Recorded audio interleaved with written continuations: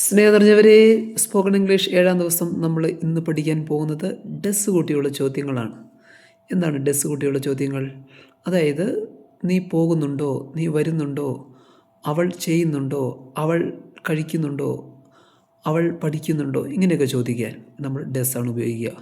നീ ആണെങ്കിൽ നമ്മൾക്ക് നീ ചെയ്യുന്നുണ്ടോ എന്ന് ചോദിക്കാനാണെങ്കിൽ നമ്മൾ പറയുകയാണെങ്കിൽ ഡു യു ഡു എന്ന് ചോദിക്കും. ഇനി അവൻ, അവൾ, പട്ടി, പൂച്ച ഇതൊക്കെ ആൾക്കാരാണ് സബ്ജക്റ്റായിട്ട് വരുന്നത് എങ്കിലാണ് നമ്മൾ ഡസ് ഉപയോഗിക്കുക. നമ്മൾ ഉദാഹരണങ്ങളിലേക്ക് പോകാം. അവൻ പഠിക്കുന്നുണ്ടോ, ഡസ് ഈ സ്റ്റഡി. അവൾ പഠിക്കുന്നുണ്ടോ, ഡസ് ഷീ സ്റ്റഡി. അവൾ ജോലി ചെയ്യുന്നുണ്ടോ, ഡസ് ഷീ ഡു ജോബ്. ഇനി അവൾ ഇവിടെ വരുന്നുണ്ടോ, does she come here.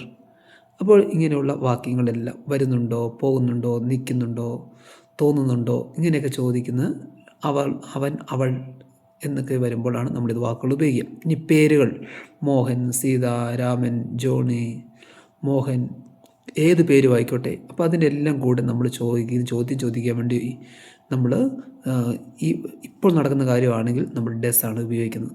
Okay, ഈ 2 ഉദാഹരണം കൂടി ഞാൻ പറയാം. മോഹൻ പഠിക്കുന്നുണ്ടോ, ഡസ് മോഹൻ സ്റ്റഡി.